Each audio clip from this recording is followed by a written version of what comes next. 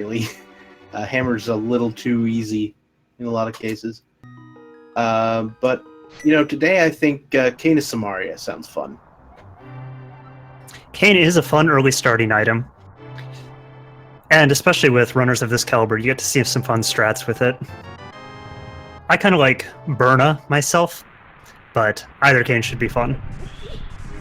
Well, there is a +5 bomb upgrade in the first chest of in Link's house, and that will do it for starting this off.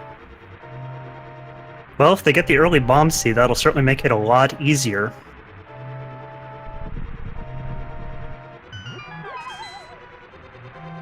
All right.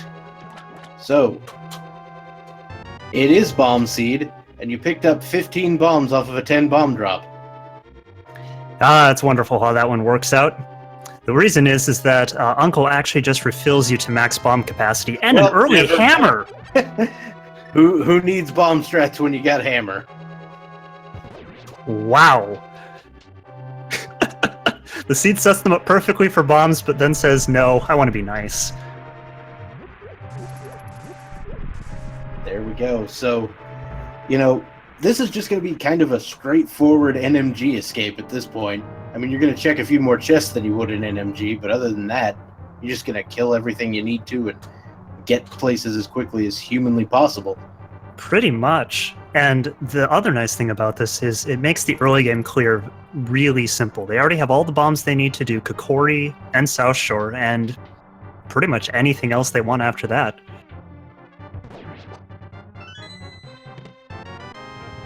Right, there's an arrow upgrade to go with the bomb upgrade we got a little while ago.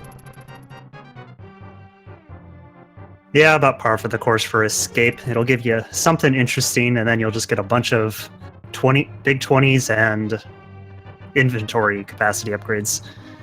Man, just a little while ago today, we had a seed where it was bomb escape and like literally nothing else in escape. It was the weirdest thing I'd ever seen. Well, that is version 29 for you. It does some odd things, and we get 100 rupees, which now means they can do Bottle Vendor in Kokori. Yep, good old Kakariko Bottle Vendor there. You kind of want to have that, or have that money before you go there. Yeah, you never want to have to walk back there to get that early item. Ruble with the nice hammer strats, whereas Mclagging's going for pot. Not much slower, as you can see. Oh, hey! We get my early game item. Well, there we go. So we got the Cane of Burna, we've got the hammer, and we've got bombs for days. I mean, maybe this seed is just like, here, have random things for no reason. Wait, maybe that's the whole point of Randomizer. What's going on? Yeah, I was wondering what you'd been playing for the past 6 weeks.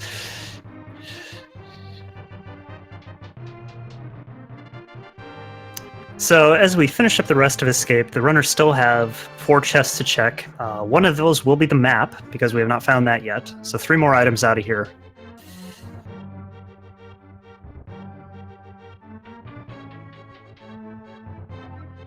Yeah, so we still will need to find the map at some point and the small key. But other than that, still things to find. Now, of course, if you don't find the map in either the Dark Cross chest, which we know is going to be a small key, and or the 3 in the back, you can skip the Saint chest knowing that it's the map. Yep, and that'll be interesting if that happens to be the case. We'll get to see if our runners kept a good count going through Escape. Keeping a count of the number of items in a dungeon is a very important skill to have in this game, especially in the later dungeons where there's a lot of keys or other extraneous items you don't actually need to pick up. Yeah, Palace of Darkness is sort of the poster child for that, and potentially Turtle Rock as well. Yep, I would say Mire is actually probably the worst, with there only being 2 items, but 3 small keys. Oh, yeah. Mire has way more small keys than you need. Exactly. And I've seen many runners lose count and end up checking both of the right side chests or some other combination when they didn't need to, and you never want to be wasting time. All right, so there's the true final boss of Escape going down, giving us that key. And now it's time to see what these 3 chests in the back have for us. Yep, that was the hardest thing they had to do in here, doing an up hammer hit with that horrible hitbox. We've got a piece of heart, a green rupee, and a burrito. All right, so unless Escape is, or this final chest in Sanctuary is something super exciting, our runners do not have much progression at all.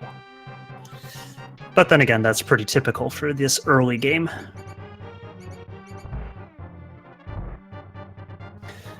So as we finish up in here, we'll potentially get to see our runners' first route divergence.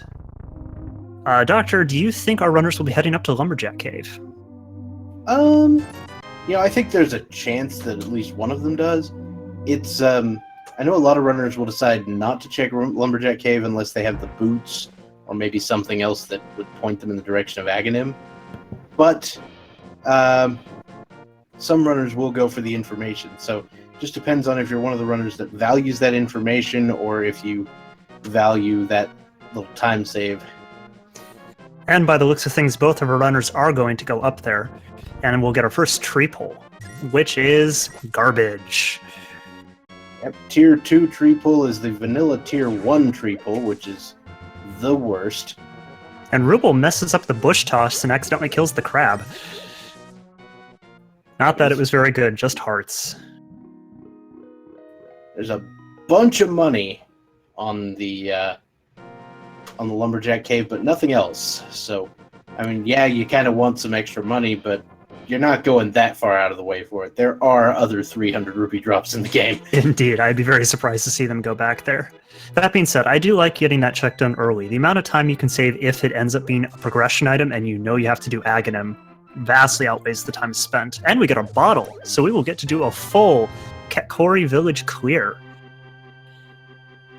Yep.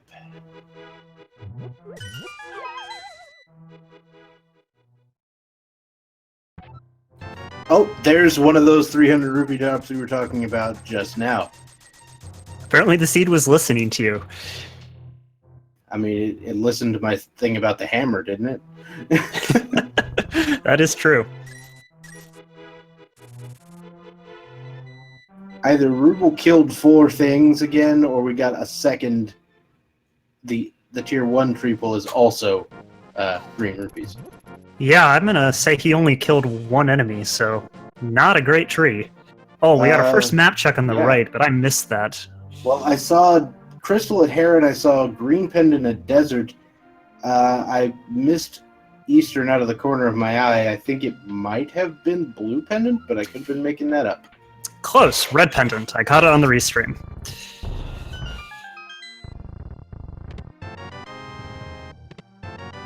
Oh, so we get an early bow and fire rod. What is this Blind's Hut? That is incredible. Blind couldn't see what he put in those chests. He just knew it was a bunch of junk, I guess. And he undervalued it, just left it lying around. Yeah, someone was scamming him hard. My goodness. That is an incredible amount of early game progression out of one place. Though, of course, with Eastern Palace being a pendant, it's not really ideal for our runners. Right, of course Eastern is a pendant when you find the bow early. It's just like when you find the ice rod early. Yes, it is funny how that works. Ooh, mushroom early. That's interesting. So we get our first fetch quest item. Yeah, mushroom is actually a strategically interesting one, because it kind of gives you a decision. Do you want to hang on to it till you find the Cane of Samaria, in hopes that you can do the fake powder glitch, or do you want to turn it in immediately in hopes that it's required? Indeed, and it would actually be very interesting to see if they find Cane in Thieves Town. Oh, lamp! So we now have our vision access and full logical access to Eastern Palace. Yeah, that might kind of be screaming, yeah, Eastern is a pendant, but you probably need to go there anyway. Yeah, that does make me a little more tempted to want to go in there. Due to the way the logic works out, you can either get 2 or 3 items out of there, and that guarantees they will get all 3 in logic.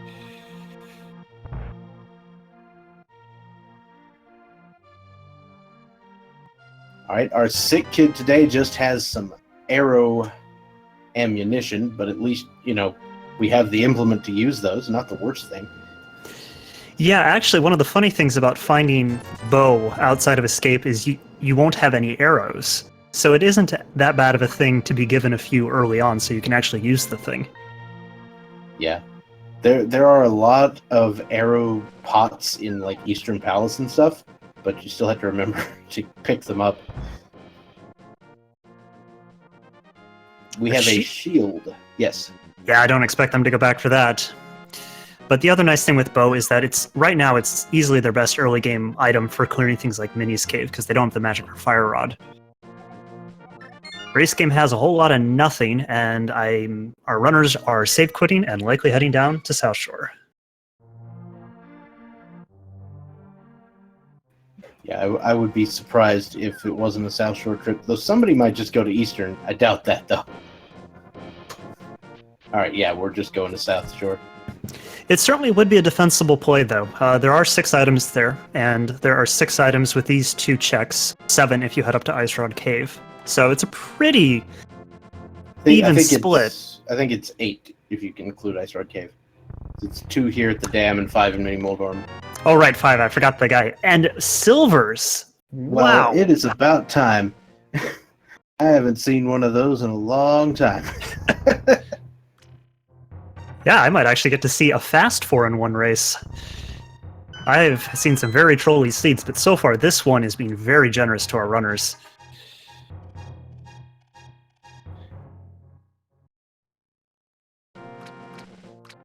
All right, so just a big 20 there in the Sunken Treasure, and both runners are actually going to pick it up, mainly because, we're headed over toward Ice Rod Cave eventually, and the fake flipper play may be on the table if you can get up to 500 rupees. Yep, and I imagine they're also hoping to potentially find our Moon Pearl, which would give them even more reason to fake flipper.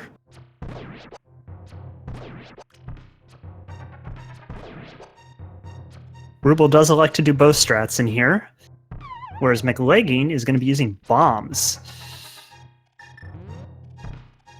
And Mclagging has some very nice bomb placement, and Ruble gets trolled pretty hard by that last Moldorm, but gets it done. All right, we got a fairy bottle, we got a glove, we've got 20 rupees, another 20, and a big heart. But hey, glove time. Yeah, we are now 1 item, just the Moon Pearl, away from Dark World access. Yeah, and I also find that when it's just the Moon Pearl blocking you, you start feeling like Aghanim becomes a much smaller probability. It is an incredibly rare one. At that point, Moon Pearl would have to be sitting on Pyramid, and that is not a very high chance. So both of our runners are being very careful as they head up to Ice Rod Cave. Those crabs hit for 2 hearts of damage, and with only 4 hearts, they do not have much wiggle room. Yeah, Mclagging cannot afford to take a single hit here, but apparently the crabs all decided to go home. Yep, meanwhile, Ruble's showing off some nice juice to dodge them as well. And both our runners should be able to check this. It's another shield, so now we know where 2 of the shields are. My first shield, everyone's favorite. So you know what's hilarious is if you see 3 shields very early, that's a minor indication that Laser Bridge is a thing. That is true, though they do also have Cane of Right. Burno, which is another one of the logical accessors to it. Now Mclagging's doing something very interesting. Oh, interesting. The swamp fake flipper play here. Which is going to be... Oh, this is a mushroom turn-in is what this is. Yep, I believe so. That is not something you will see very often.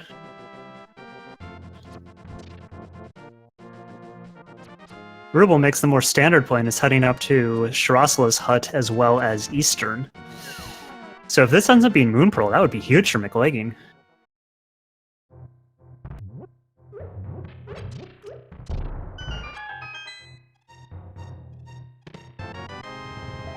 So fake flippering up here to the magic shop is not a sequence break. It's just faster. Yep. Well, Ruble and Mclagging find nothing, much of anything, in either of their locations. So Ruble will be heading into Eastern Palace proper. And to be honest, I would be surprised if the Moon Pearl was not in there at this point. Yeah, there are a couple other locations it could be. We could see it in Agam's Cave and Desert, and they do have logical access to Death Mountain with Gloves and Lamp. But there's only two locations they can two locations they can access on Death Mountain.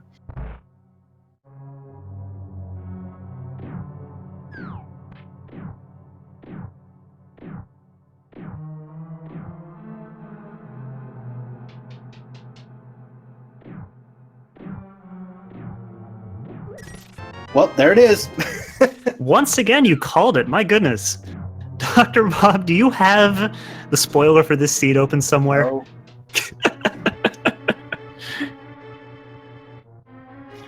Well, that is awesome. So at 16 minutes, just after, we have full Dark World access for all of our, well, everything that's not Death Mountain. So this seed just opened up a lot.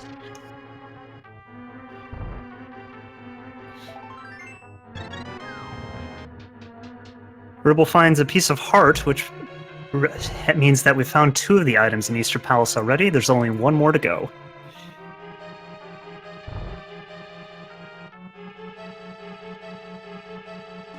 This is actually set up potentially well for them to get to do the optimized check of Eastern and skip the Dark Room chest if this ends up being the big key.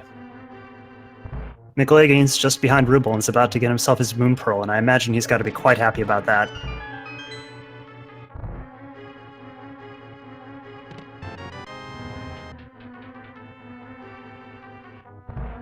Only a compass for Ruble, so he will have to go and grab the chest in the back, which will have the big key. Yep, that's the, good old-fashioned NMG, vanilla route there. Gotta do something about that. Yeah, it's very rare to be able to skip this back chest, but it always feels so good when you get to. But at least we have, at least we can get through this area in one go, not have to double dip Eastern for any reason whatsoever. Definitely. It is always nice to do that, even though it's only a pendant. So one gamble you could have taken was find that Moon Pearl and get out. I'm not saying it's a good gamble, but it is a gamble, and you could have done it. That is true, especially after finding the second item on the right chest. There's only 1 item left. Is it really going to be progression? But both our runners have elected to finish, and it's the bottle, so we have found all 3 items in here. So with that done, Dr. Bob, where do you think our runners are going to go after they finish up Eastern, with all of the Dark World open to them? Well, there's 2 schools of thought, really. You can do the Hype Cave entrance and head over toward Pod, or you can start at Kakariko Village and do that area. In the current setup, I would probably go to Pod, I think, just because it's available. Yeah, Pod's actually a very attractive choice to them. With hammer and bow, they can clear it.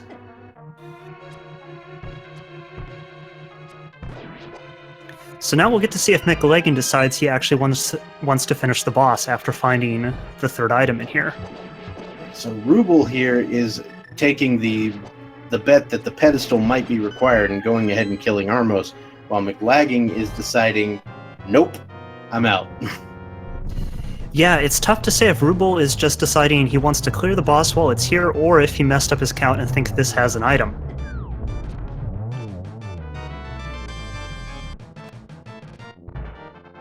But either way, with Silver Arrows, he gets the boss down super fast, and Mclagging is going to go give us our first check of Hype Cave.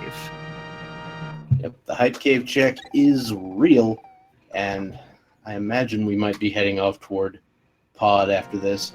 It does turn out that Pod is a crystal. Our 5/6s are Ice and Thieves Town, and Misery Mire is the remaining pendant, so we may not even see the flute this seed. Yeah, that's a big one for our runners. Flute does make navigating the world a lot easier. So how hype is Hype Cave going to be? Starts off pretty poor.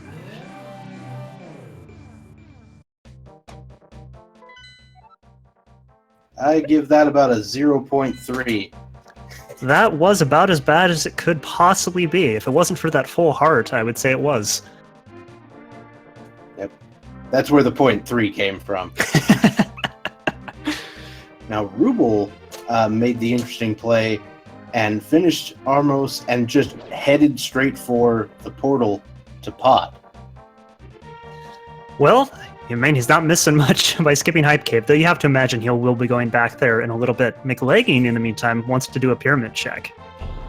Yep, that could also be extremely important. We will have to find out. I really do like him coming over here now to get that done. There's not ever a great time to be doing pyramid checks, so the first time you go to Eastern is one of your best. If he's really interested in being thorough, he might even throw in a catfish check, but I doubt that's going to happen. Yep, we'll see here pretty shortly. Pyramid has nothing but money. Oh, and Titan's Mitts in the first chest of Pod. My goodness. What? Okay. So, yeah. Well, that opens up almost every location in the overworld to our runners.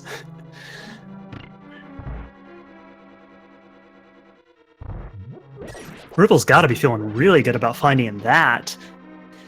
I mean, like, minus random mirror locations, and of course, like, Death Mountain East Side.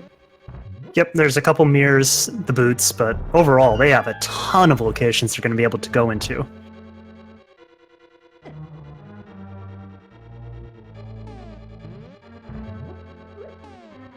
It's like all of a sudden, you know, I had a plan here, and now I don't have a plan anymore. That's basically what it feels like. No, definitely. Like, you think the seeds opened up quite a bit when you get Dark World access at 16 minutes, but then to immediately find Titan's Mitts after that? Oh my.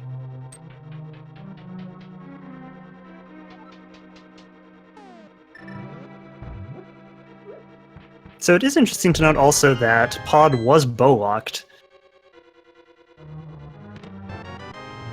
Yeah, so Pod was definitely bow-locked, but the bow was in Sphere 1, so we're fine. Yep. Yeah, the seed didn't want either of our runners to have to show off the potion glitch to get over to the right-hand side. Another thing about Mire being a pendant is we may not get to see that new sweet Mire tech today. That is true. But we'll see how this seed develops. It is not uncommon for version 29, the current one of the randomizer, to be very generous to our runners early and then hide one item in some hard-to-find, out-of-the-way pendant dungeon. That is how it tends to go. Ruble continues to find keys. And now the big variety of them.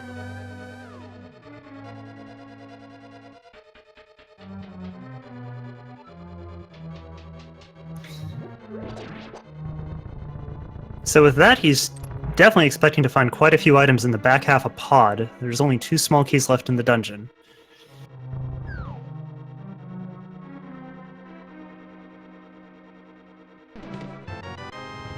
Yep. That's the thing with Pod. You get a million keys up front, and then, you know, all the items can be in the back. Oh, and Ruble forgets that because he didn't mirror, the blocks had not reset.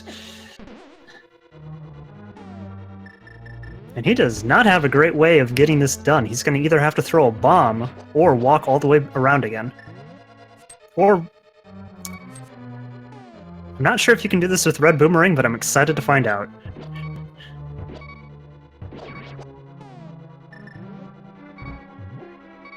Looks like bomb strats are the way to go.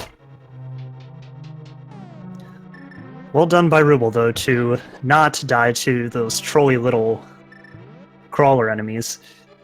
And he's actually set himself up really well to be doing a death warp after opening the big chest, because our runners don't have mirror yet. He could have done the little hammer jump there if he wanted to. That is true. Hammer jump is not something you see too often in open mode due to you being able to find all the keys when you come here. But in this case, when you don't have mirror, it can save you a lot of time having to only go through that maze once. Mm-hmm. So I think that means that the remaining small key is in the Harmless Hellway down here below. So there's no actual reason to head there. Yep, that sounds right. Ruble is actually going to eat that fairy so he can do a death warp.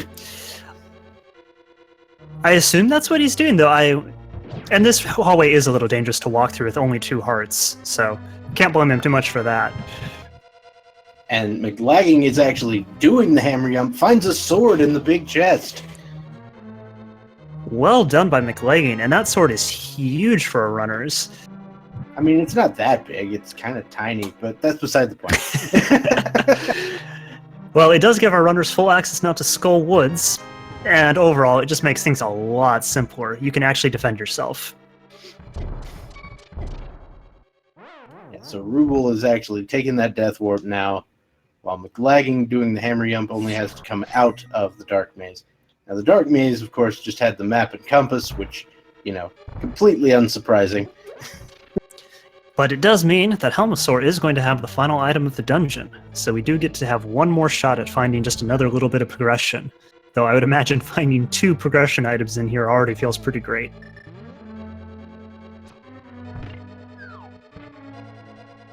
Absolutely. The other advantage of where they found that sword is it makes Helmosaur just a little bit easier for the strat that most runners do. Some people do elect to do only hammer and not be holding out the sword in front of them, but it's a little bit more risky, and our runners do not have much health right now. Yeah, I think safety strats may be in order. Especially when doing purely hammer is a very small time save over the sword strategy.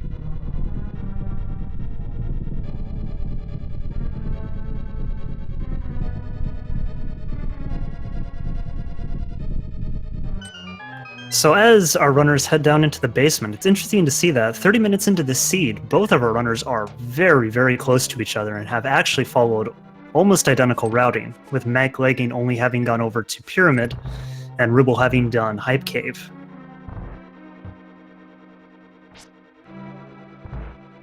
No, I think Mclagging did both Pyramid and Hype Cave. Oh, did he? My mistake then. Yeah, because Ruble actually finished Eastern and then went straight to Pod. Right. See, that's why we have co-commentators.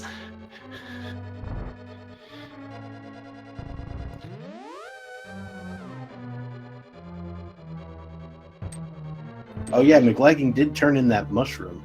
So there's, Yes. There's another difference with the possibility that if Ruble finds the Cane of Samaria, he could do the fake powder glitch later on. Mclagging does a nice turtle room and is moving on to his boss fight, while Ruble is just about to enter phase 2. There it is. One silver arrow will take him down, and that's kind of the method you prefer given the current loadout. Yeah, no one really wants to be trying to hammer him. Very nice boss fight for Ruble. Alright, so Now, with the dungeon complete, our runners have a lot of locations open up to them. I'm being told I missed something. When Mclagging turned in the mushroom, he decided to just do a hard reset after finding out what it was, so he didn't actually lose the mushroom. Yeah, you're correct. I just saw it in his inventory when he pulled out the bow. So Ruble looks like he's going to head over to our Thieves Town area, the Village of Outcasts. Though he could also head up to Skull Woods as he has full access to it. Which one would you prefer to see? So I think Thieves Town would be my play first. If only because it's got a few more items and could make Skull Woods a little easier to do. I don't like Fighter Sword Mothula. That thing. That is certainly fair. Mclagging, it looks like he's actually going to go do the shovel. Oh yeah, we did find that digging implement. Where was that? I believe that was in Pod. Okay, that would make sense. Well, this could be interesting. If this has progression, it's very unlikely that Ruble will be over here anytime soon. But it's just cash. So Ruble has no problems with Fighter Sword Mothula, though, apparently. Oh ho! Flute time! Well, it's turning out to be the correct decision for him. While not required, as far as we know right now, to finish the seed, that is a huge amount of movement advantage for him.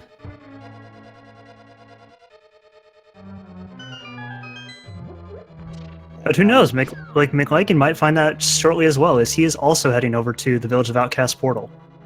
Now, Ruble did have a bit of an unfortunate turn in that he fell into the hole on the left-hand side and did not find a key in the first two chests, so has to go through this pinball room. Yeah, that room is never fun to have to go through. This is why I see some people come in this front door, check that chest on the right first, and then if that doesn't have a key, then you fall in the hole.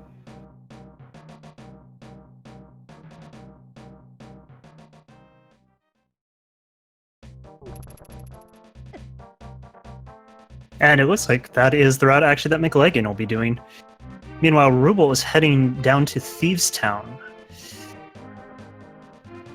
Mclagging finds a big key in that chest, which means he could do a little bomb jump to reach the big chest. And the ether medallion in the sea house. Nice setup and first try on the bomb jump from Mclagging. Oh, and it turns out that you're still not going to find a small key this way, so... Womp womp. And he's going to the back. That's a very interesting routing. But yeah, that's not a bad call at all. So I imagine we'll see him actually kill the boss. We'll probably pick up the flute sort of as a last item. It appears so. He's taking a very interesting route through here, choosing to skip that chest as well, and heading straight to the one in the back as well as the boss.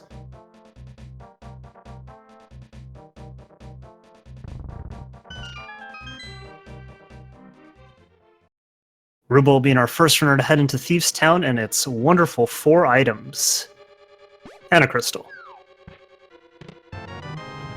One of those items turns out to be the magic cape, which I don't... Did Ruble check the bumper cave before he came down here? I do not believe so. I'm pretty sure he came straight south. Mclagging using silvers to kill out the zombies in here so he can save as much of his magic as possible for the Mothula fight. I really like that strategy from him. Yeah, in addition, using the lamp to light the torches to once again conserve that magic.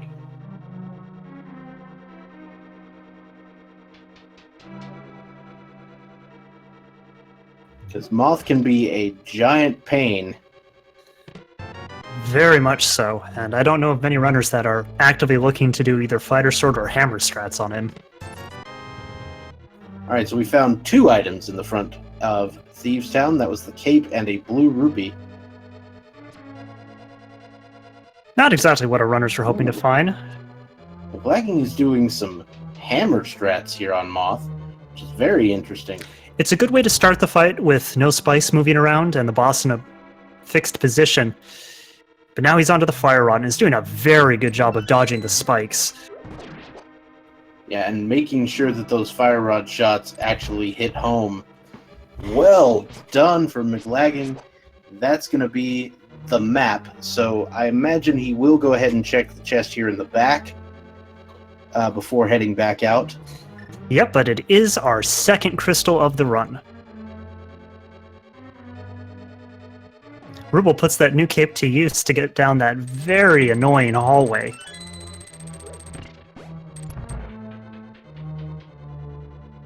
Which is a great way to be saving health. 7 hearts is certainly doable for blind, especially if you keep the plot for the fight. But it is a very tight window if anything goes wrong.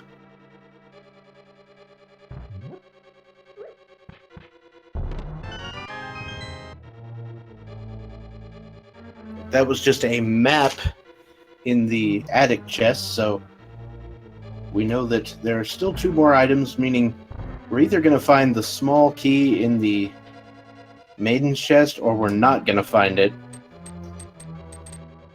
Yeah, there's a couple spots it could be. It could be in actually any of the 3 remaining locations. No, the small key can only be in the main chest and the big key chest. It can't be on blind. And that's because you could, like, go use the small key. Oh, I see what elsewhere. you're saying. Yeah, okay. Yeah. That's a good part of the logic to be keeping in mind. I was not aware of that. Yeah, that's mostly a holdover from what I used to think about key sanity. Ah. So I'm like, well, blind's not technically in logic right now, because blah, blah, blah, blah, blah. Well, they find the small key anyway, so we get to go check the big key chest. Yep, the 2 remaining items will be in the big key chest and on blind proper. Oh, wow! There is the mirror. We knew we were going to need it at some point, and that is it. Yeah, that is an excellent time to find that. It's so nice to have that item early. Makes a lot of your checks and routing just a lot simpler. Absolutely, and I especially like having found the mirror without having found the flippers. Yeah, keeping the dream of Go Mode Swamp Palace alive. Mclagging is about to find his flute here, and we'll be almost done with Skull Woods.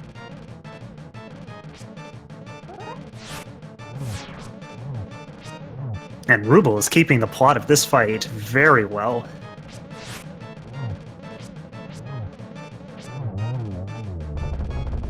Excellent blind fight from Ruble. That is almost perfect for how you want to do that fight. All right, so Ruble now picks up his second crystal. That ties up the crystal count at 2 apiece. And Mclagging is going to go ahead and check that bumper cave. Just a piece of heart, so nothing important there. Nope, just another location you don't have to come back to. So now with Titan's Mitt and Mirror, Ruble is actually able to do both of the fetch quests over here, but he's first going to start off with the digging game, since you can't bring Jeremiah over to that. Indeed. He can also get the flute activated while he's over here. Yeah, hopefully he remembers to do that. Just a piece of heart at the digging game, which Ruble thinks about leaving behind and then decides, you know what? I've only got 7 hearts. Yes, and while you don't get to 4 and 1 by being afraid of low health, you don't really want to take the risk either.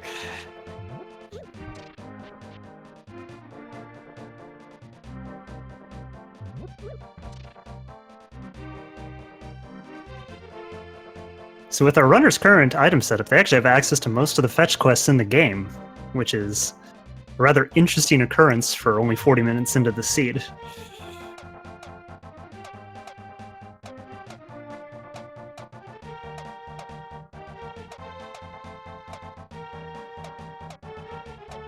And the way it's all worked out, it's actually made for some very efficient routing, with Ruble being able to take the lunchbox after this if he so chooses. Peg Game has not a whole lot.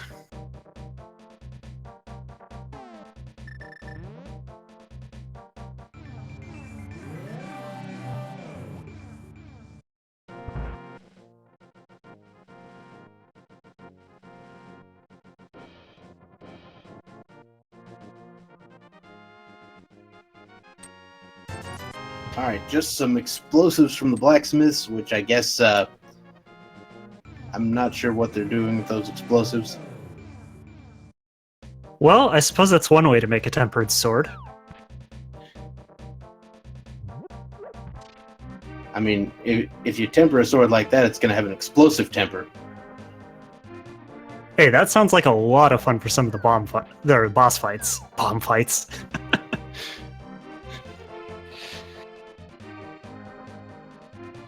So we're going to get to see the rest of this South Dark World that both our runners put off when they only got Hype Cave. All right, another set of bombs there in the Haunted Grove Cave. And while this is happening, Mclagging's doing a very good job of getting through that dangerous hallway without taking a single hit.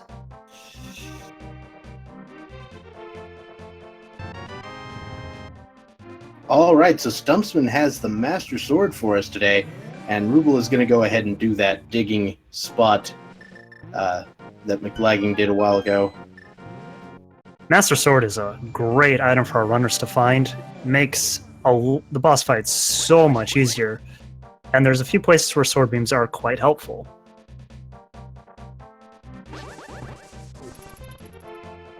And in addition, though it doesn't come up too often, our runners do need to have the Master Sword or better to actually beat the game.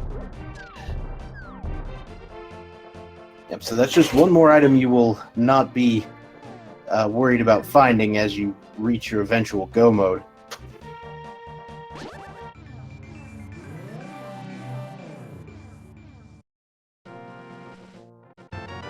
There is a +5 bomb upgrade from the purple chest, and that will do it for that particular chain of fetch quests. Now Ruble will head over to the Cave of Giant Disappointment. Otherwise known as the typical Hype Cave.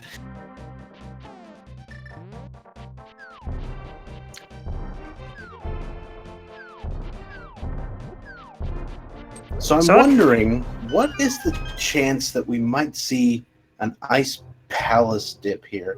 Like, I know that they don't have the flipper, so it's not in logic, but somebody might make the gamble.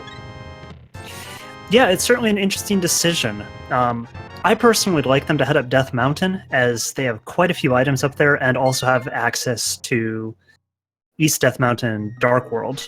While they don't have Hookshot, it's still a couple of checks, and you'll find out what the pendant for Total Rock is.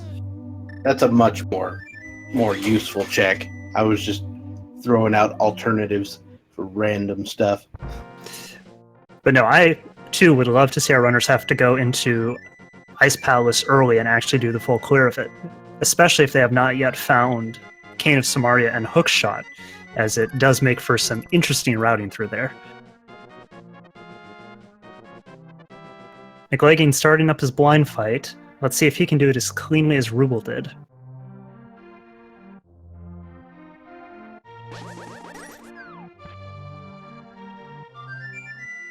Gets through the first two phases without too much trouble while our national anthem is playing in the background. Yep. Everyone get ready to say hi to everybody's favorite Swag Duck.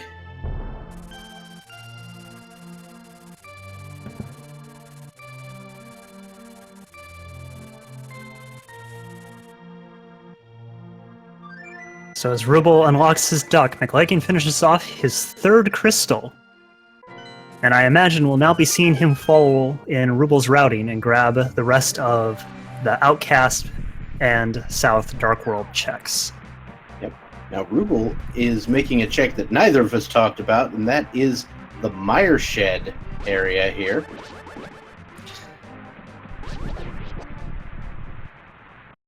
Yeah, this is a very interesting check. Meyer being a pendant. Yeah, we did see that Meyer was the Bombos medallion, so they don't actually have access to it at the moment. But we got boots. Wow. And with that, Ruble actually can mirror right over to Desert Palace after he's finished up checking here if he wants to, though I'm not sure if he really feels like getting the green pendant right now. Yeah, I mean, it's a possibility. Mclagging says no thank you to our digging games art piece. With Ruble taking the mirror back, oh, he's heading over to Agon's Cave, I see. Yeah, wrapping up this one little Sphere 1 location that's available immediately.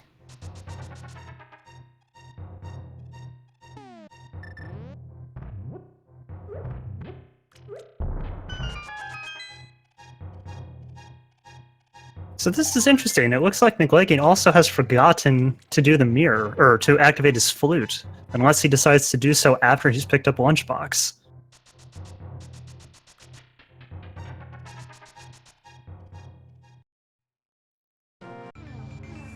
Yeah, that's a little bit interesting.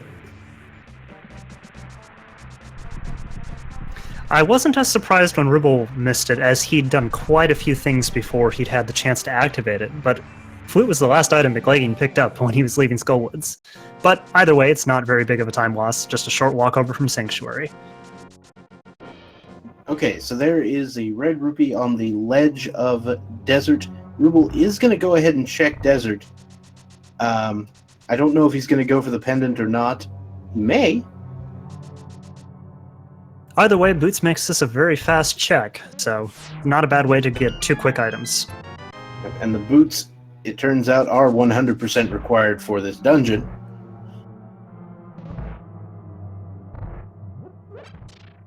As the big key is sitting there on the torch.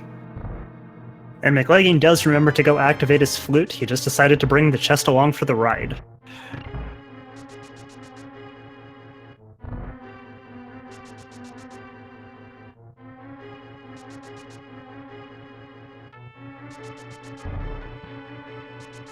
So, there's a good school of thought in that, Desert has a pretty quick, clear turnaround. You can get 2 items here, plus potentially a 3rd one from that green pendant.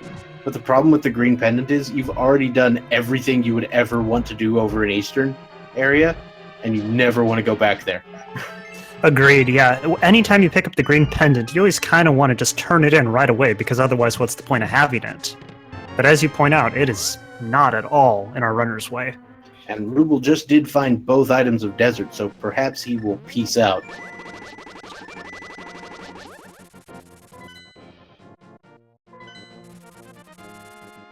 And Death Mountain we go.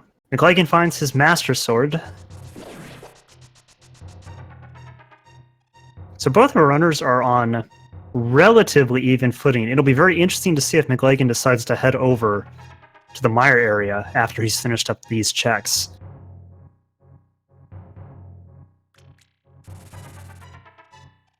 Boots is a very big advantage for one of our runners to have when the other one doesn't. By far the best mobility item in the game, and can easily add minutes to the time difference between them.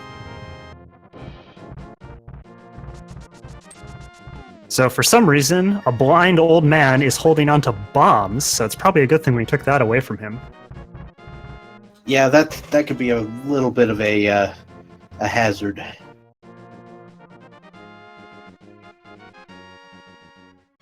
Ooh, that was half magic. That's a wonderful safety item to be finding, especially with knowing they have to do Turtle Rock.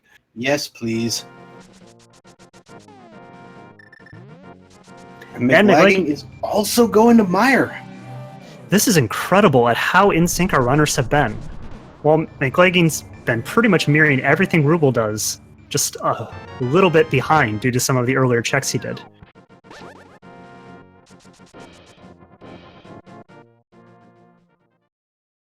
That's an excellent thing for him. He'll have found Boots just a few minutes behind Ruble, and deny much of the advantage he can get. Just a big 20 in the basement, So, are we going to have to go all the way down into the basement of Tower of Hera? Not just yet. Ah, darn it, Seed. Don't ruin our dreams like that. It's not outside the realm of possibility. You could still have map, compass, small key upstairs. Well, I will certainly dream for it.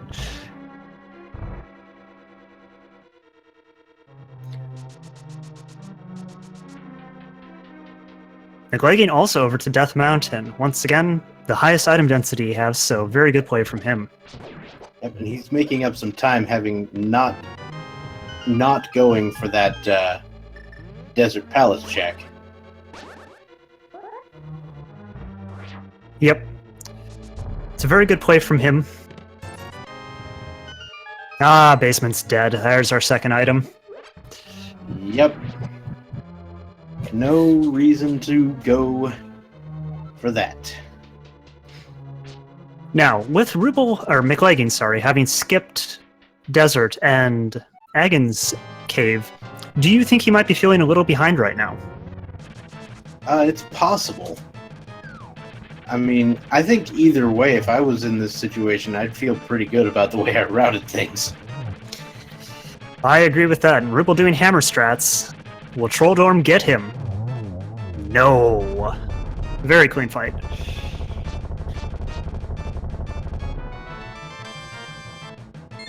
Alright, so after that wonderful check through Hera, we can now... First of all, that is Ruble's third crystal. And now Ruble can head over to East Death Mountain. Now remember, Ruble still has to clear Skull Woods, which Mclagging already did, so that's really the main difference we have here. Yep, Mclagging is not behind in terms of crystals, just slightly behind in terms of the routing they're doing right now, folks.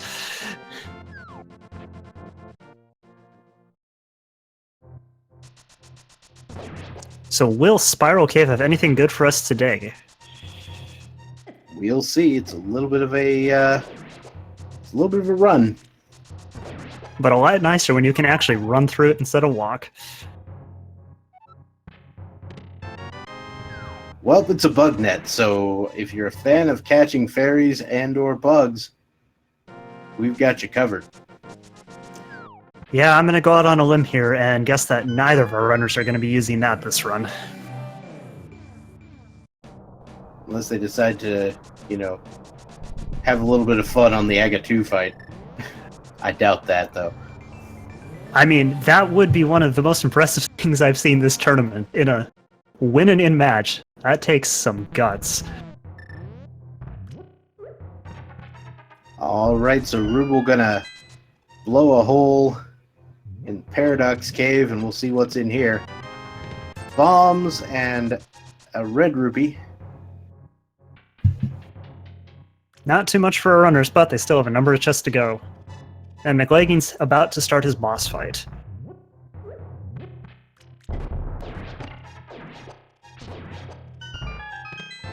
There's the Cane of Samaria. Another big 20. Piece of heart. The flippers. And the hook shot. Wow. Bang and a half. That's a huge amount of our remaining progression. I was going to say, wait, is that go mode? No. We still need the ice rod. Yes, we need Ice Rod, and we still have to find out what medallion Turtle Rock is. But I think we'll be finding out very shortly.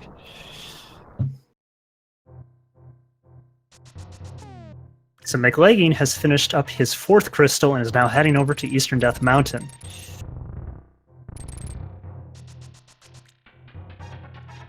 I imagine once he gets through Paradox Cave, he's going to be feeling pretty good about things.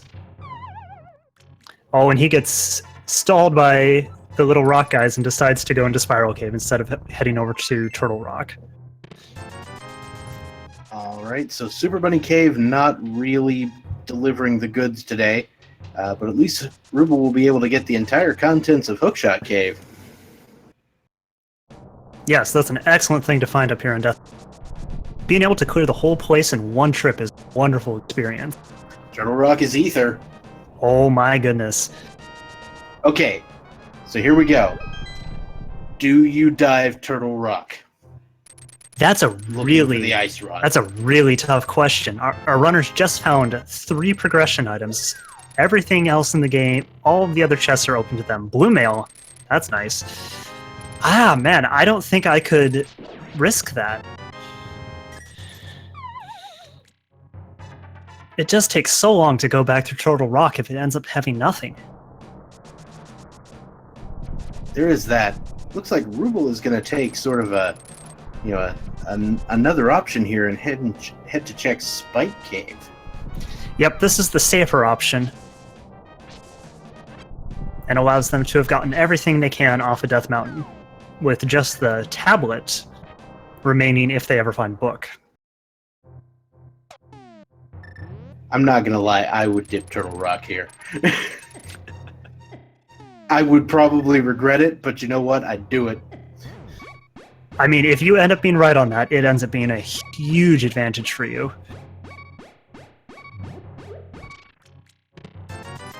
Just a big 20 in Spike Cave, and Ruble will be leaving the mountain. So at this point, I have to imagine we're going to be seeing our runners dipping into a lot of dungeons. While they do have access to a fair bit of the overworld, I think you just want to get the crystals done. Yep, and speaking of getting crystals done, looks like Ruble is going to take the dip into Swamp here. Yeah, it's a tough call. It has the highest item density, but it's also the longest to clear and your best one to go mode.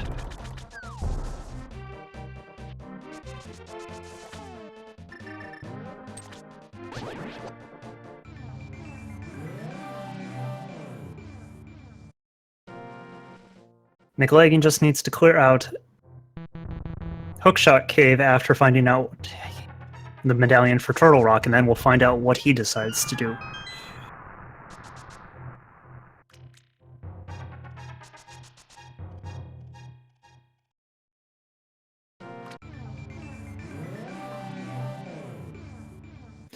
So, even with all of those progression items we just found,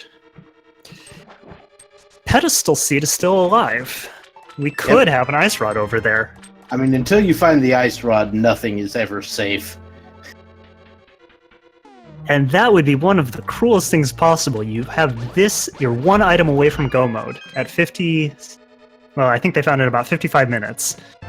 And then to have to spend another, 40 to 50 minutes clearing everything else in the game. That would be brutal. Alright, so Mclagging is also heading over to Spike Cave. That probably indicates that he will not be heading back up to Turtle Rock, but you never know. It would be surprising, but it could happen.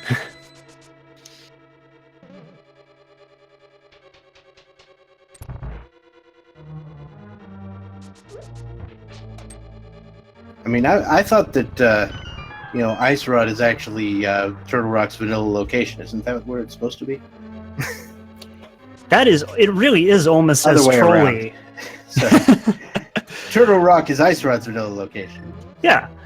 I mean, Ice Rod being in Turtle Rock is easily one of the trolliest locations in the game. It's not actually the vanilla location for Ice Rod, for those of you who aren't initiated into this game. So Mclagging does decide to do some route diversions, and he's heading right into not Ice Palace. He's actually going to do all the flipper stuff we haven't seen yet. Oh yeah, neither player did any fake flippering, so... Yeah, with Moonpearl hiding in Eastern, fake flippering wasn't too attractive enough an option. So Ruble's diving dungeons while Mclagging is clearing up overworld, and both of these sort of represent two different styles of play. And there's a tempered sword on the hobo, so how about, yeah, I'll take that. Yeah, that's a fantastic find. Especially with the dungeons coming up, Swamp Palace, Ice Palace, and Turtle Rock are much faster when you get to do them with a tempered versus master.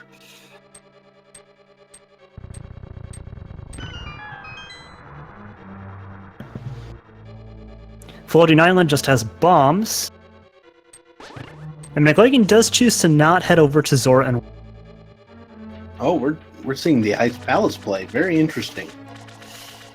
Now, I actually do like this play a fair bit out of him. Version 29, with its changes to logic, did weight the dungeons slightly more than the overworld. So, if you have the choice where you've already cleared out a fair bit of the overworld, it can be a pretty good idea to start clearing dungeons. I mean, really, the logic or the thing here is just you have to clear these dungeons anyway, and you might as well. That is true. Ice Palace is potentially pretty painful if you don't... Well, there's another sword for Ruble. So we have found all 4 of our swords already. Well, that quickly gets rid of the advantage Mclagging was going to have from having tempered. Yeah, and I'd be honest, I'd actually be surprised to see Mclagging get that sword. It would surprise me as well. Though that is one of the higher item locations if he does decide to do overworld that's available to him. No, I mean, full... I meant Oh, Mclagging. sorry. Yes, Yeah. no, I got the names mixed around.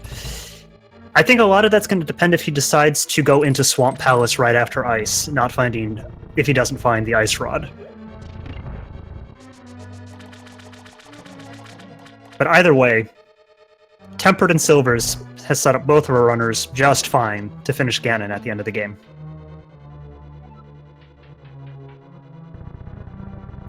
Now, Mclagging is choosing to do the bomb jump here, which is a very interesting decision if he's planning to full clear this dungeon. With Hookshot and Cane of Samaria, it is actually faster to not do that bomb jump. Given the fact that you're going to clear every chest. Exactly. Now, he could be just hoping to find the Ice Rod early and being like, I'm out! Yep, and that's not a bad play to make either if you're hoping for that. So, either decision is certainly a defendable one.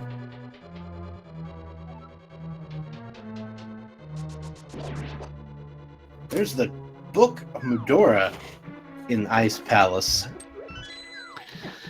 That's a really awkward item to be finding right now.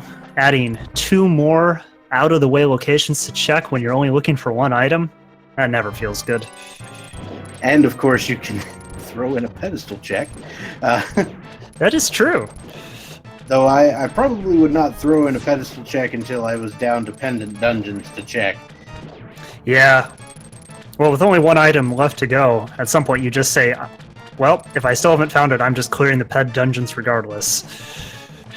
Yeah, maybe it actually would be better to do the pedestal check a little earlier, and if it is, you get the advantage of knowing you can go mode every pendant dungeon. Excellent point. Ruble has a very nice fight and gets the silver shot on the first round. So, Very nice. For the time being, we are tied up 4-4 on crystals. But neither runner has yet to find the Ice Rod. Bowser on pedestal? What?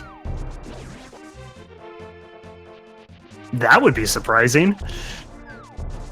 I hope they practice their Bowser throws. I mean, I know we can do some interesting ROM combining now that there's the Super Metroid A Link to the Past randomizer, but that's a new one to me.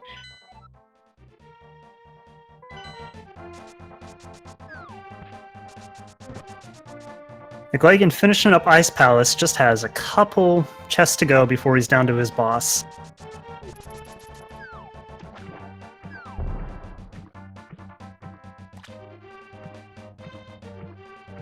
Oh, interesting. Ruble is going to get over to Hobo, so he is going to have Butter Sword.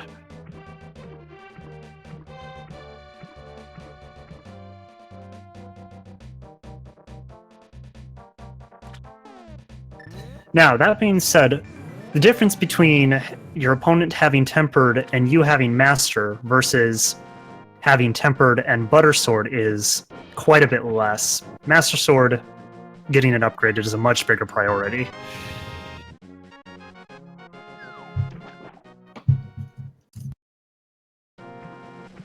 All right, so Mclagging is now heading He checked the iced tea chest. He's going to check the big chest as well. And it looks like Ruble is going to blind check our floating island. Otherwise, I'm not sure why he's in the Dark World. Seems legit.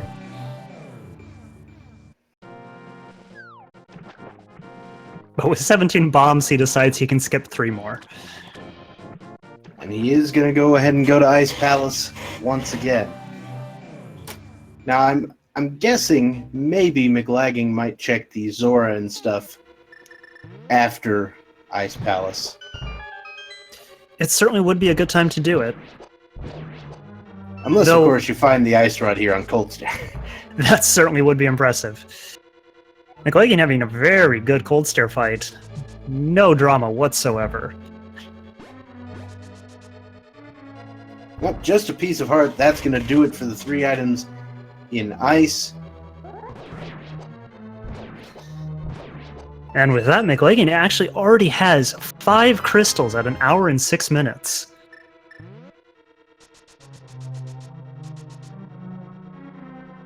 So while this does look like this could be a very fast seed, until we find Ice Rod, anything can happen. Mclagging is going to go ahead and flute away. Looks like he's going to go to Swamp now. He might do Pyramid Fairy first, because he does have the 5 and 6 crystals. Yep, that is open to him.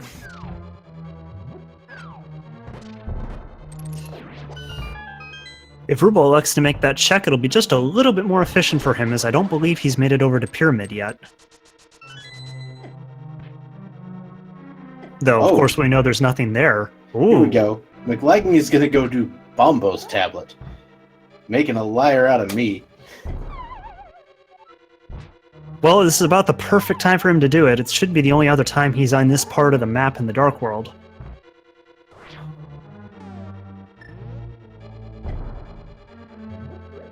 Bombo's tablet, just 300 rupees.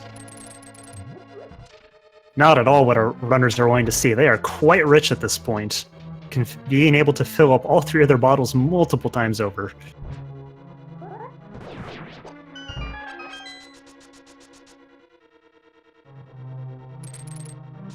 So this is very interesting that both of our runners are doing almost identical routing, just slightly reversed.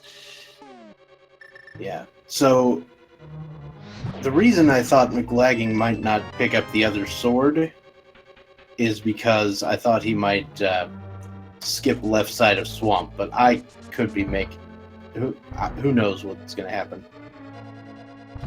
Yep, I mean, there's definitely, as a runner, you would love to be able to skip a lot of Swamp Palace. This dungeon is so fast if you only need to kill the boss.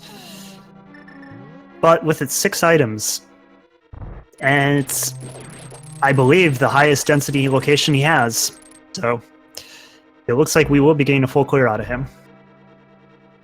The only one that has any sort of similar density would be Turtle Rock, and we all know that both runners have decided against the Turtle Rock play. Yep. Yeah, I think the next time we will see Turtle Rock be considered by our runners is if they've finished 6 crystals and have done some of the overworld. But we shall see.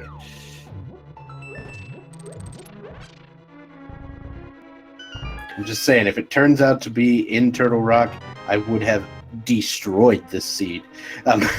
Oh, yeah.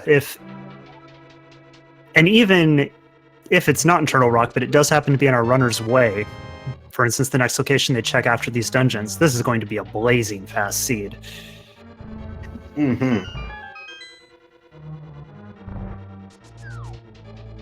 So while we have a little bit of time here as our runners are checking locations the other one's already seen, this is a great time to shout out to the real stars of this, and that is both of our runners, Ruble and Mclagging, who have been putting on a wonderful show for you guys' entertainment. So please give our runners a follow. I know they'd appreciate it. And without them, well, we wouldn't have a reason to be here either. Indeed. I mean, I can talk about this game all day, but unless there's some good action going on, nobody wants to hear it. That's why I don't have an audience in my bedroom. I mean, what? Fair enough. But so, we do still have some time. So, we know neither runner's going to find any progression in here. Where do you want them to go next? I mean, Turtle Rock, but I mean, if I were, if I were still looking for things, I would probably take care of the other flipper locations, and then perhaps in North Dark World, like King's Tomb, Bonkrock's Graveyard Ledge. Mm-hmm. And then after that, I would dive. I think I'd probably dive. Well, I can't go into Mire yet.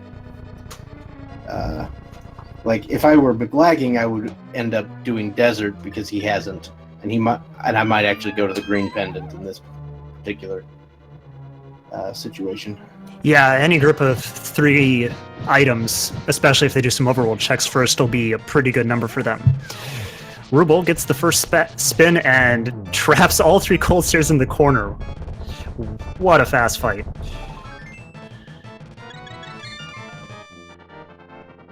Yeah, so it did look like Mclagging went ahead and didn't do the left side of Swamp just yet.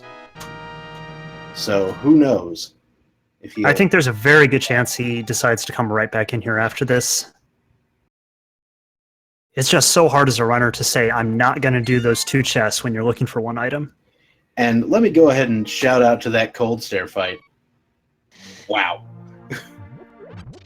Yeah, no kidding. Would we always be able to go in there with butter and sword? Mm-hmm. Mclagging definitely did not get all the items from Swamp, so yeah, it does look like he's headed back.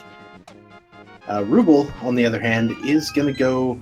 Looks like the Pyramid Fairy check is happening. Yeah. Though we may also see that Bombos tablet. Yep, he could do that. He also has actually some very good routing available for him if he wants to do all of North Dark World. He could head up to Catfish and then hookshot back over and do the North Dash checks and Graveyard Ledge. Yeah, that seems like a solid set of locations to check all at once. And he actually could even end up at Bumper Cave if he did not already check that after picking up Cape. So we shall see.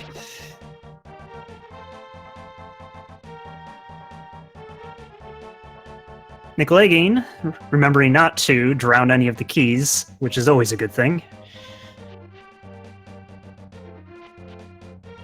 And he only has 3 chests left to check, and we'll be done with Swamp Palace, fairly quickly.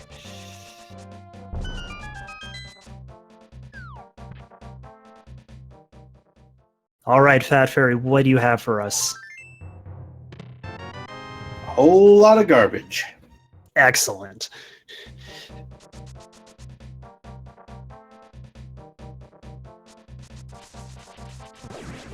So Catfish, Mirror to Zora, and Waterfall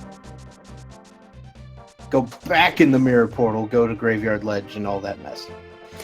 I'm actually curious. Do you know if it's faster to walk back to that portal or to save quit and come up from Thieves Town? I don't know. Oh, Ruble's finally going to turn in the mushroom. Oh, that's also good. It's probably faster to save quit due to the fact that they have full loot, but either way, it should be close. Mclagging does find Butter Sword, so our runners have basically identical items at this point.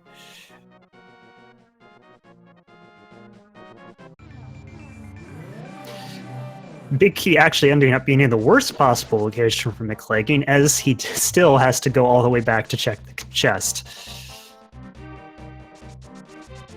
Yeah, and that just makes you appreciate how much NMG is, how much of a pain NMG is, because that's where it is in the real game.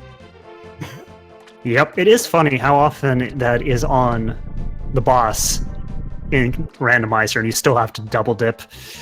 All right, Mclagging grabs the item and is on his way to Pyramid Fairy, I would guess. Yeah, that does seem likely. I mean, the Bombos Swamp Pyramid Fairy chain is a really good chain. Yeah, it is. There it is! Ice Run Waterfall Cave.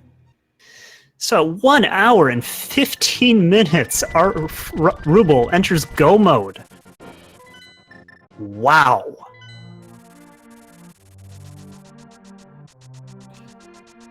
That's incredible. Indeed. So Ruble now going to go ahead and finish off Skull Woods. Now, if Mclagging elects to head up to Waterfall Cave, and it's not as strong of a pull for him due to him already doing Mushroom, but he still has Catfish. If our runners are going to be very, very close to each other. What did I say about these 4-in-1 races? I'm not kidding. They're stupidly close. Yes, they are. But that is how our runners get to this record, by having very good routing and very good execution.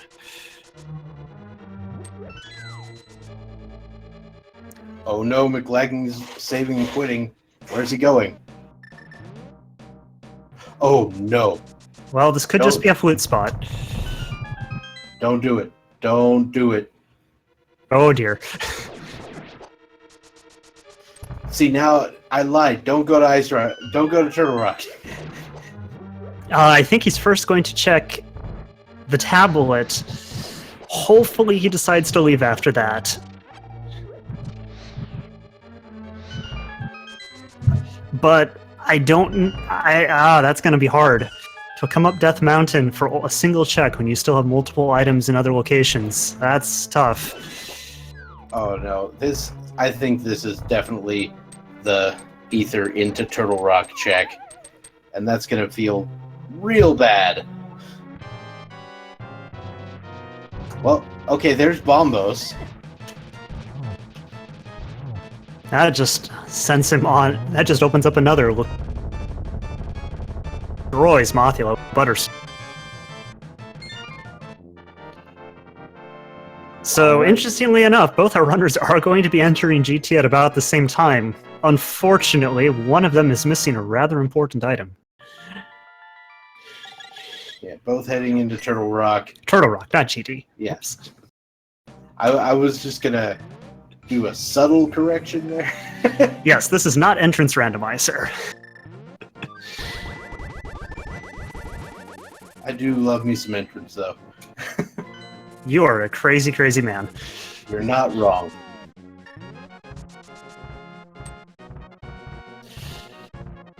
Oh, well, there's just... Yeah, there's no good news for Mclagging here. With Fire Rod, he has access to all of Turtle Rock except for Trinex. So he's going to be in here for a while. Yeah, this is going to be a long trip for nothing. And Ruble, on the other hand, will be able to get through as quickly as possible, potentially skipping out on extra chests that aren't necessary. Yep, Turtle Rock, not the best dungeon to go mode, depending upon the small key location. You usually have to at least check part of Laser Bridge, but it is not required. Now, I'll be very curious to find out if Mclagging thought he was behind, because this play going into Turtle Rock kind of makes me think he believes that.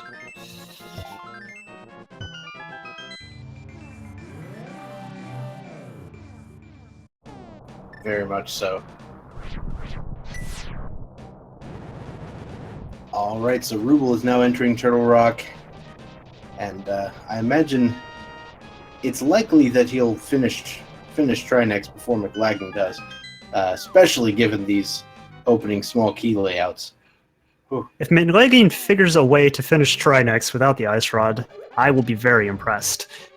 Or, what I meant to say was, leave Turtle Rock before Mclagging does. Ah, yes. But hey, they keep finding all these new glitches while the randomizers tournament's going on. Who knows? Maybe they will find a way to skip Ice Rod. It's like, yeah, if you fire the Cane of Samaria and then switch over to the fire rod, and it just turns into the ice rod. No. Mclagging puts on a clinic for how to get through the Chomp's room, which is a very dangerous room. Those things hurt. Yeah, well done. Now he is going to want to go ahead and steal this key off of the pokey here. So a couple little schools of thought here with the upcoming chests. So you'll steal the key from the pokey here, and there's no reason to go for the big key chest, because that would just be trading a key for a key at best. Okay. Is it not true that the logic could have this be an item? Well, yes, but... Oh, right, Mclagging... Right, I forgot. He's not in go mode. Yeah. I'm dumb. Nope, easy mistake to make. We have more knowledge than our runners. Right, but I mean, Ruble will not go there. That's what I meant to say. That I would definitely believe. Yeah, so if you're Ruble, there's a couple competing schools of thought on this. Do you go for the big chest? I think you do. There's a decent chance that you have a small key there, and it's a pretty small time loss compared to having to walk all the way back up here. And so if you find a small key either in that big chest or in the chest directly before the dark room, you don't have to touch the laser bridge at all. Exactly. And while runners do have all the items they need to easily do laser bridge, personally, I just hate laser bridge. All right, so Mclagging is now taking care of Mimic Cave. We can see what's in here. It's a blue boomerang, so for those of you who are fans of that, it was kind of out of the way today. Blue meringue, best meringue. I'm more of a fan of lemon meringue. That is certainly a defendable choice. And there's a small key in the big chest. So definitely worth it so far, unless there's another one in this next chest. Yeah, it'll be interesting to see if Ruble decides to also make that play, and he does. There he goes.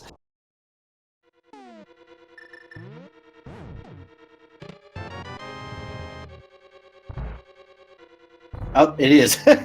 So there we go. No, you would have been fine skipping the big chest. Yep, but now our runners do get to skip Laser Bridge and head straight to the boss, though Mclagging will be checking Laser Bridge as he is still hunting for his Ice Rod.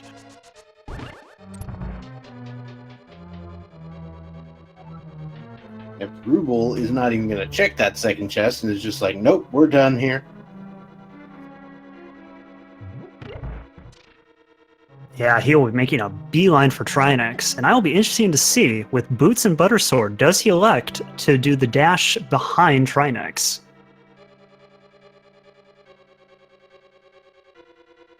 There's Frostoids with the resubscription to the channel. Thank you very much. And, okay, Mclagging wins by default because there is the powder. I'm kidding, but still. That would certainly be an interesting stipulation. No, he doesn't win by default, but the powder is the best item. Like, not close. Powder is exceptional. By far the best safety. Alright, so we have Trinex coming up as Mclagging goes to try to figure out where his Ice Rod is. I'm going to go ahead and explain this while it's happening, because this will be Ruble's 7th crystal. So, when Ruble picks that up, we'll be starting the big key guessing game for Ganon's Tower. That's 22 locations, 1 through 22. You will put your guess in chat after we start it up, and you can possibly be added to our leaderboard, provided that you are a subscriber to one of the speed gaming channels or have 250 bits or more. Now, I personally, with this fast seed, would love to see our runners suffer a little bit and would like the big key to be on 21. How about you? 21's a good number. I have the contractually obligated 14 guess. Yes, you do have the one named after you. It's not named after me. But the name Bob predates my involvement with the randomizer. You see, Bob, you're just supposed to accept that one. I'm not going to have anybody bogarting anybody else's thing. Fair enough. Mclagging, I think, is actually going to go do a pedestal check. We will get to see what that is.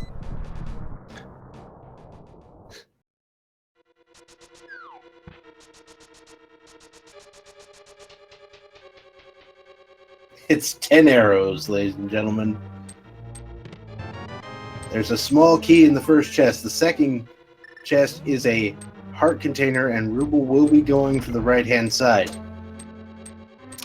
Interesting routing. A lot of runners tend to just want to take those first two chests and immediately do left side, but with that small key, you do have access. So, he keeps on going.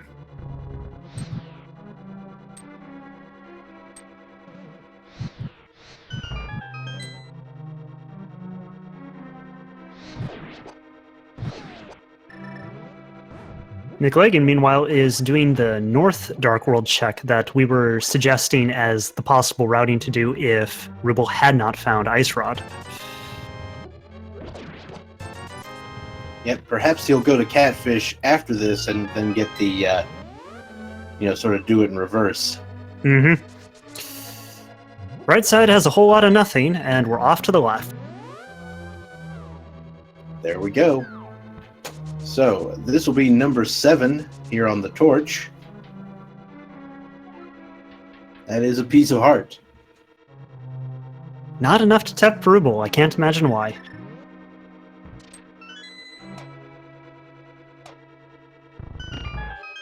Alright, Ruble now heading over to the Stolfos room, where 4 more chests reside.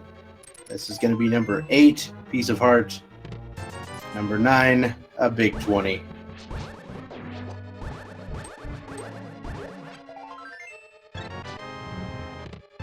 And a small key in number 11. Meanwhile, Mclagging finds red mail in Graveyard Ledge. A wonderful upgrade, but not at all what he's looking for.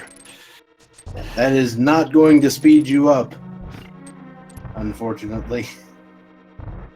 No, and especially for these runners, definite blue mail is more than enough to finish this game. All right. So chest number 12 there, having just a green rupee. So we're going to move on to 13, which will be in the rando room.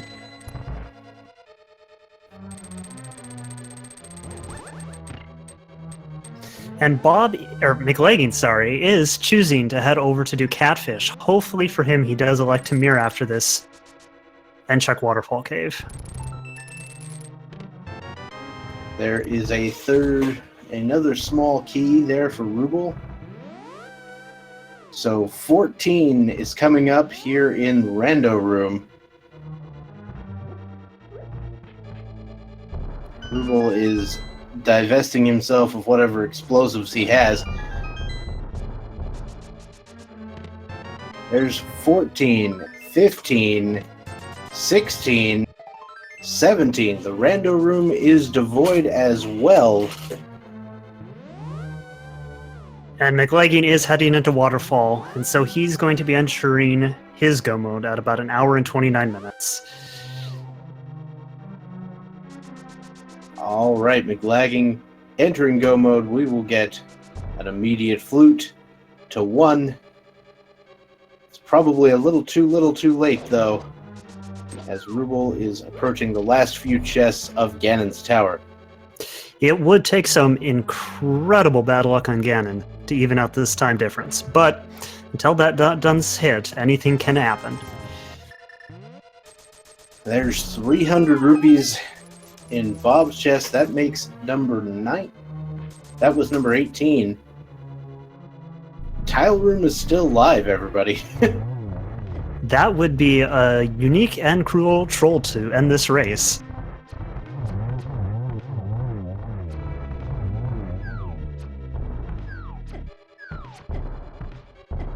Harmless Knight is doing his best to get revenge here. Oh, Ruble is having a little bit of trouble there.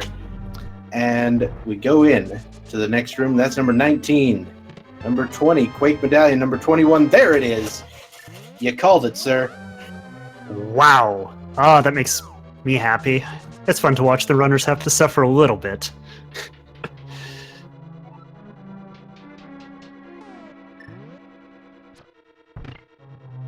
And Ruble is now making his way up into the gauntlet. He is on pace for around, a 137, 138. Certainly nothing wrong with that time. Not at all.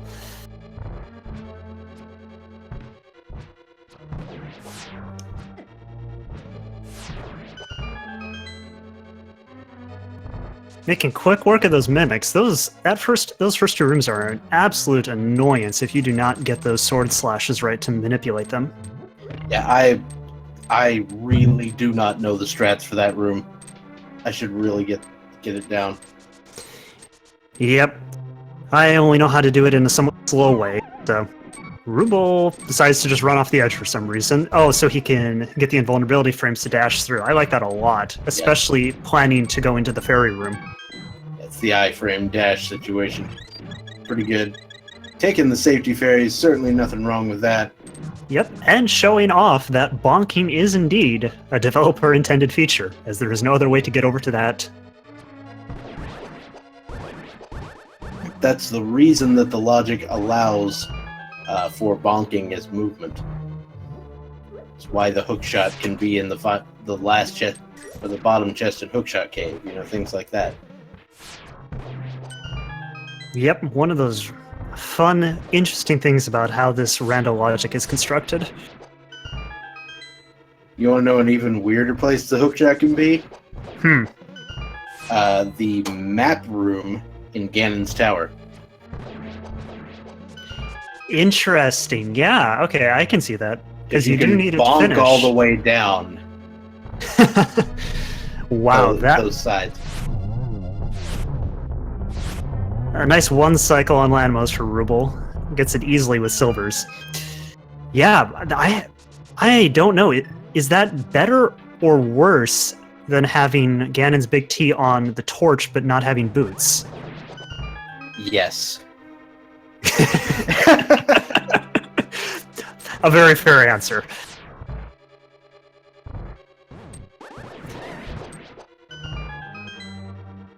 Mclagging is rapidly finishing up his Trinex fight.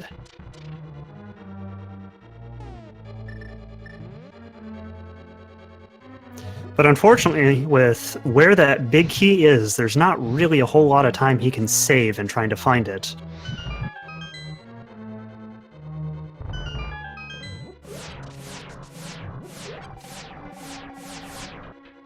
Now, the other downside with that particular hookshot location is, in order for it to be in logic, like there have to be 4 keys available early in GT, so it's very hard to make it happen.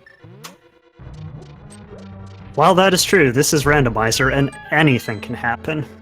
Alright, so Mclagging is now heading over to Ganon's Tower, so he could make up a little bit of time with his big key routing decisions, but I would be unsurprised if that wouldn't be anywhere near enough. Mainly because Ruble is just now finishing Moldorm 2 and heading straight over to Aga 2. Yeah, if Mclagging goes straight left side, he will pick up, a minute or so, but...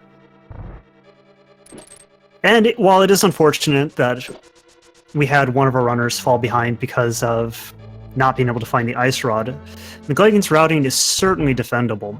When you have that many locations open, it's really hard to know where to go. And doing an early turtle rock tip, while risky, if it had paid off, he would be very far ahead right now.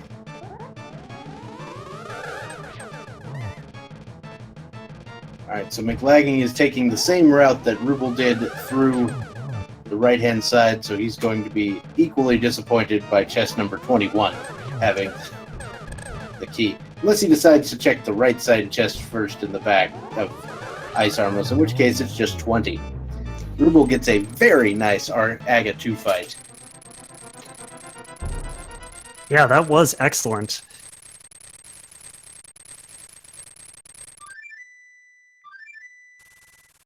Alright, what we are about to find out what Ganon has to say to us today.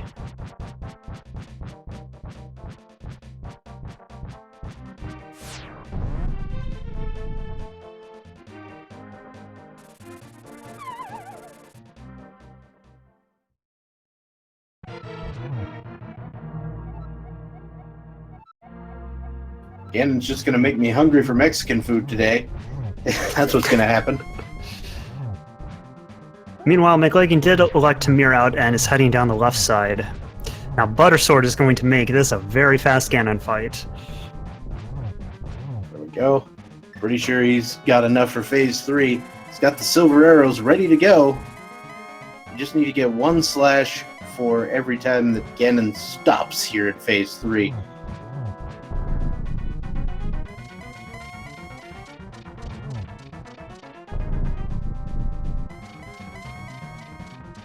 Fairly cooperative Ganon, not too many dashes. And we are on to Phase 4. Just 4 silver arrows, and Ruble will be done. Did we find the silver arrows in the light world? You bet we did. And this will be at least a double. Excellent double, just 1 more arrow to go. And with that, Ruble has finished up his Ganon fight, and will be finishing just momentarily.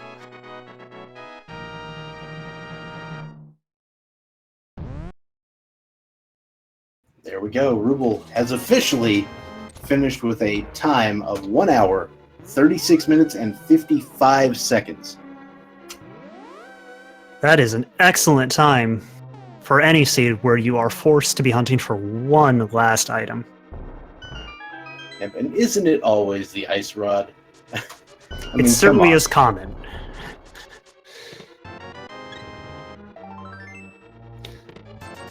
So we will see here shortly if we can get Ruble in for an interview while Mclagging continues to hunt for Ganon's big key.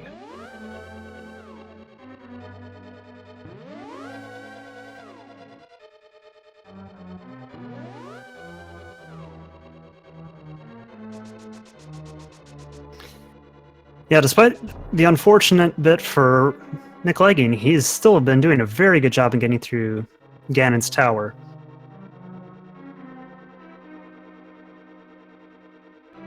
Just taking a moment to wish Ruble GG's in the runner chat, and back on his way to hunting for the key.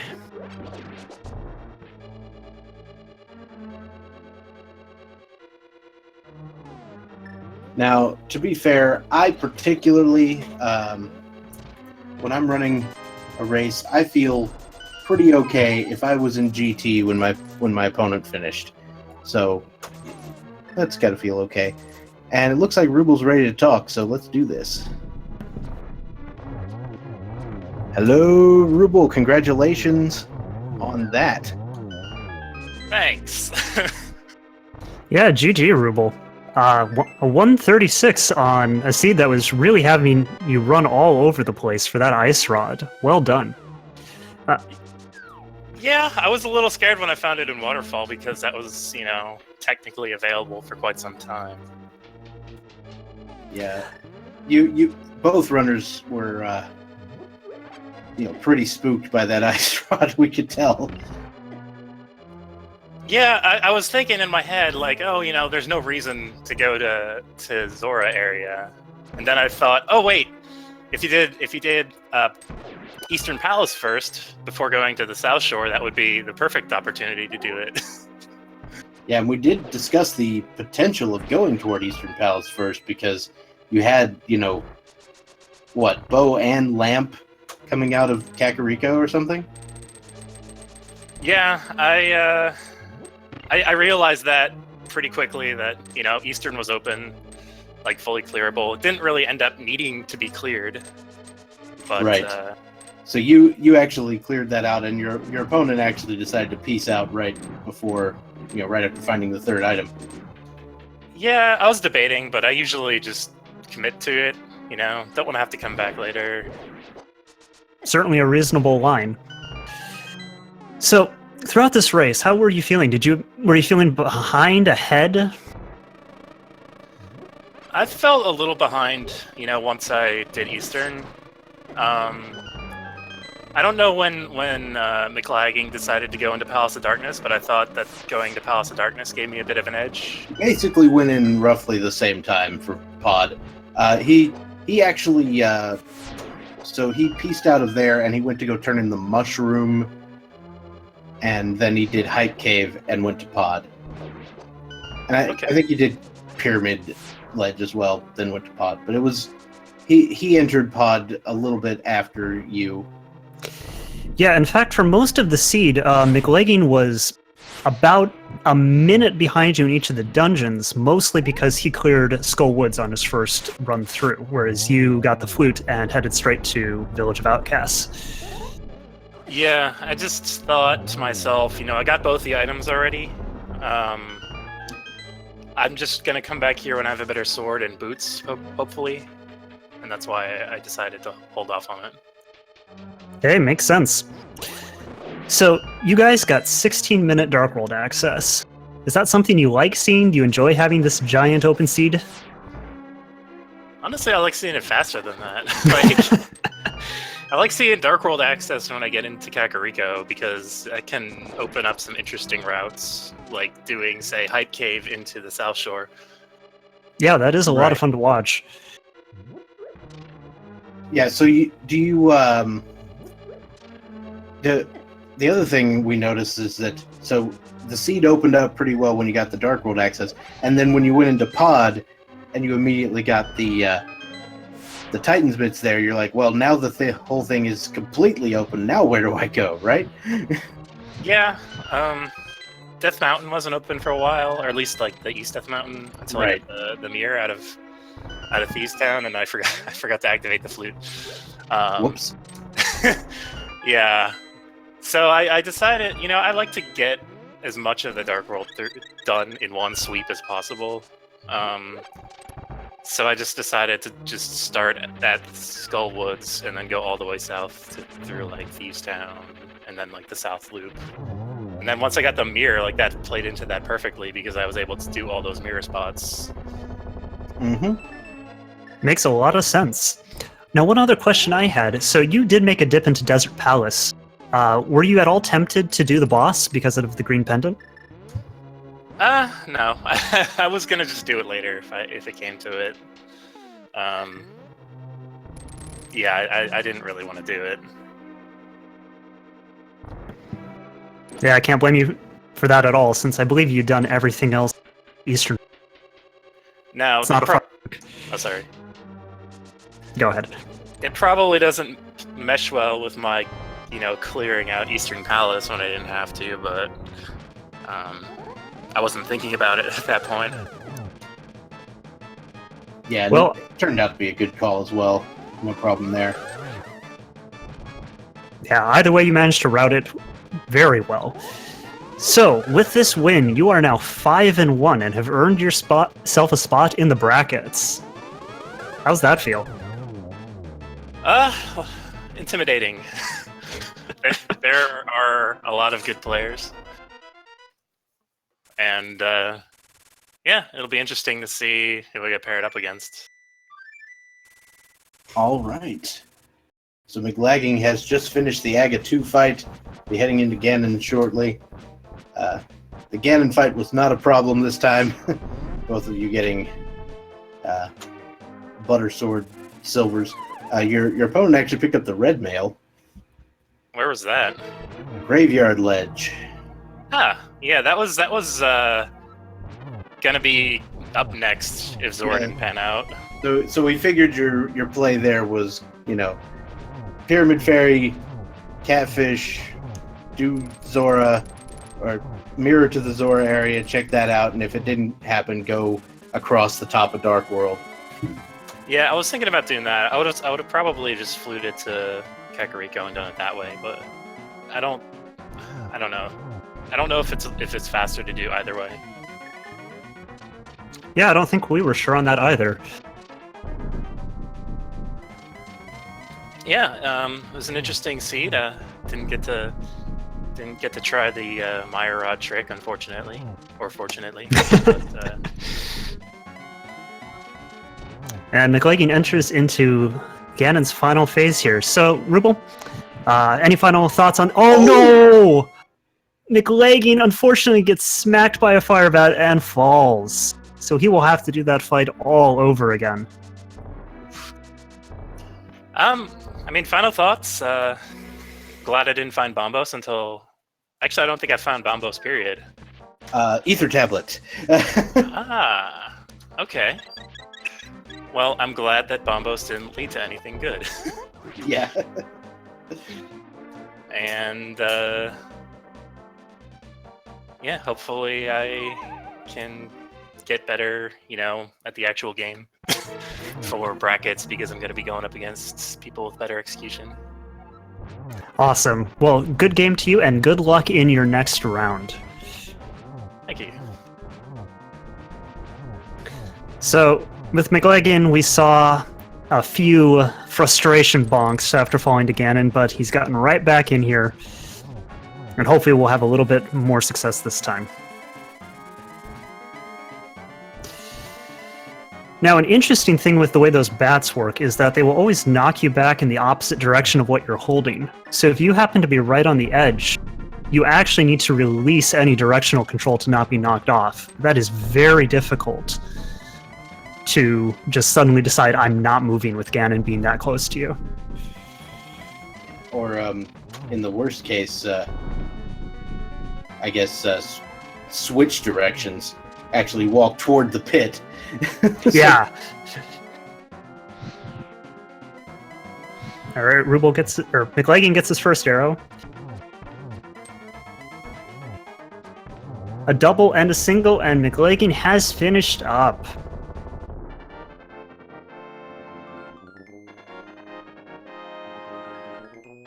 I actually think that diagonal stair walking is a tech thing. Like I think it's faster somehow.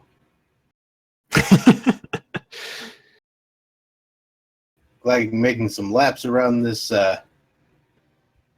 beautiful Triforce there, and finishing it off with an official time of 1 hour, 47 minutes, and 37 seconds. Well played.